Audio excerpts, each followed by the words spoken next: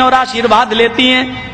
तो रामचंद्र जी ने अपनी पत्नी को झुकने नहीं दिया, दोनों कांधे पकड़ के उनको उठा लिया और फरमाया राम रामाय नमः, राम रामाय सत्यम अस्ति। हाय सीता, मैं राम हूं तेरा और तेरे राम का राम है ऊपर वाला।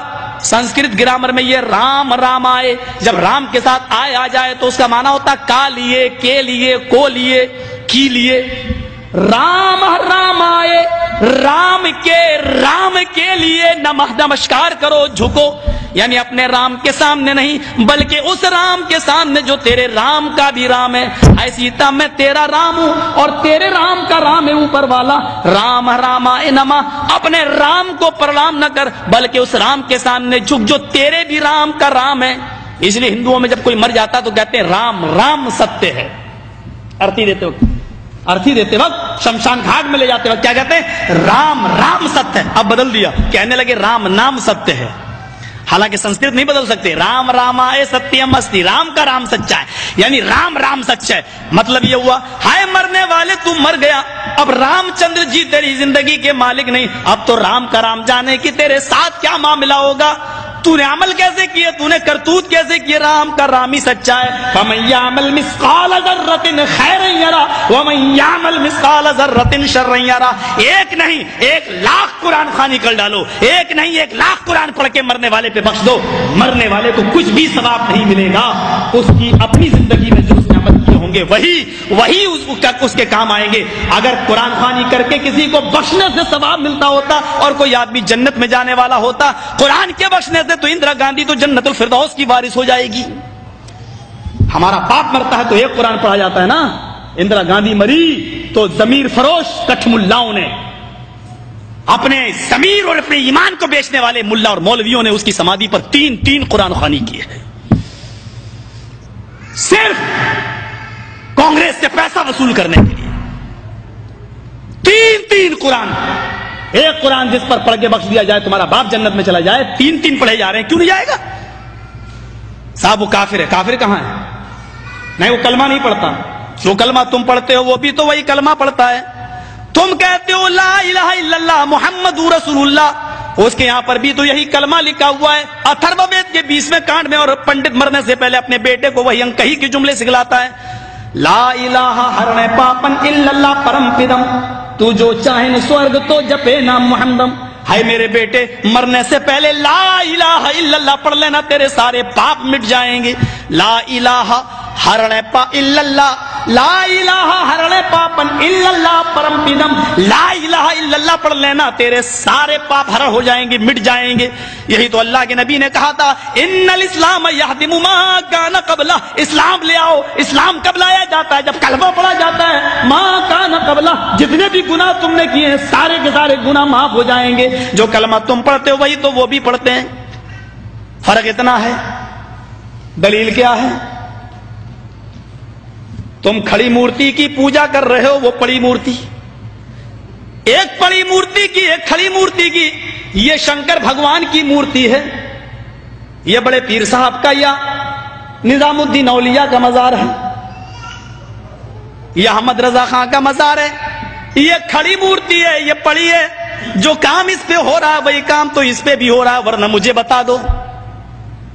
हिंदू चुनरी चढ़ाए मूर्ति पे तो काफिर, तुम चादर चढ़ाओ तो पक्के मुसलमान, वो हार डाले तो काफिर, तुम फूल बरसाओ तो पक्के मुसलमान। ये कोई चीज खाने की मूर्ति पे चढ़ाए तो कहे प्रसाद, प्रसाद खाना हराम। यहां पर कोई चीज चढ़ाई जाए उसको कहो तबर्रुक है, और ये खाना बड़ा मुबारक। हिंदू मूर्ति धोकर उसका पानी पिए और कहे कि ये गंगा जल से ज्यादा पाक पवित्र है, इससे बीमारियां सही हो जाती हैं। मुसलमान उर्स के मौके पर कब्र धोकर पानी उसके बोतलों में भरे और कहे कि इसके आगे तो जमजम भी फेल है, तो ये पक्का मुसलमान। جو کام اس پہ ہو رہا ہے وہی کام تو اس پہ ہو رہا ہے. اور آج میں فتویٰ دینے کا عادی نہیں ہوں، لیکن آج جذبات میں ہوں، میں یہ فتویٰ دے کے چلا جاتا ہوں. میرے پیارے ساتھیوں، اللہ کی قسم، اگر بھارت کے اور پاکستان کے، ہندوستان اور پاکستان کے، ہندوستان کا یہ 20 کروڑ مسلمان اور پاکستان کا وہ 15 کروڑ 10 کروڑ مسلمان اگر یہ چادر چڑھانے کے بعد، چنری چڑھانے کے بعد، تبرک کھانے کے بعد اگر یہ جنت کے اندر چلا گیا تو کعبے کے رب کی قسم کھا کے کہتا ہوں کہ بھارت کا 60 کروڑ ہندو بھی ایک ایک کر کے جنت میں چلا جائے گا. اور اگر بھارت کا ہندو جنتی نہیں ہے تو اتنا یاد رکھنا کہ پھر تم اپنے مسلمان ہونے کا سرٹیفکیٹ پیش کرو. تم وہ جہنم میں کیوں جائے گا؟ اگر وہ ان کاموں کی وجہ سے جہنم میں جا رہا ہے تو تم یہ کام کیوں کر رہے ہو؟ تمہارے اندر یہ کام کیوں پائے جا رہے ہیں؟ تم بھی تو وہی کام کر رہے ہو. ارے اس نے تو پھر بھی مورتی لگا رکھی ہے، تم نے تو پتہ نہیں کس کو گاڑ دیا اور نام ہی اس کے بدل دیے. اللہ جانے اس میں حقیقت میں وہ ہے بھی یا نہیں ہے.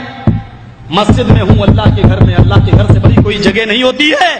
میں نے بنارس میں اپنی آنکھوں سے دیکھا، اپنی آنکھوں سے ننگا بیٹھا رہتا تھا. جینیوں میں جیسے ننگے بابا ہوتے ہیں نا، انڈیا والوں کو اچھی طرح معلوم ہوگا، وہ گھومتے ہیں آگے اور پیچھے پیچھے عورتیں چلتی ہیں، ان کے دودھ سے نہلایا جاتا ہے. جو گربوتی عورتیں ہوتی ہیں وہ دودھ جب بہتے ہوئے اس بابا کی شرمگاہ کے پاس سے آتا ہے تو اس کو بھر لیتی ہیں، اور گربوتی عورتوں کو پلایا جاتا ہے تاکہ بچہ نیک پیدا ہو.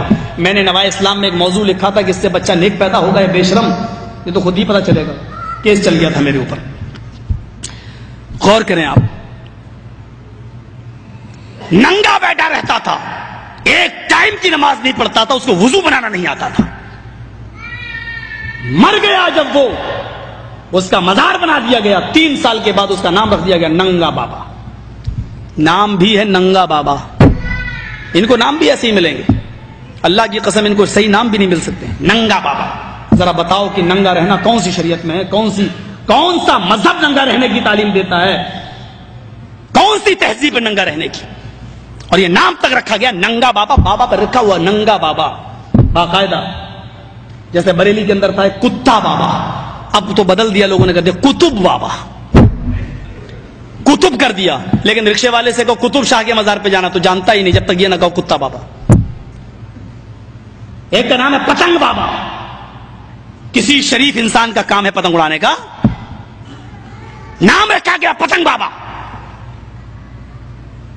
بنگلور سائڈ میں چلے جاؤ، مجھے میرے دوستوں نے دکھلایا جنگلی بابا. کون نام ہے؟ نام تو پہلے اچھے رکھ لو یار، نام تو کم سے کم صحیح رکھو. یہ تو جو یہاں ہو رہا ہے وہ کام یہاں ہو رہا ہے. یہ میں نے ہندو دھرم سے ایک توحید بتائی. رام چندر جی نے کہا کہ اس کے سامنے جھکو جو تمہارے رام کا بھی رام ہے. ذرا اولڈ ٹیسٹامنٹ سے ایک توحید سنیے.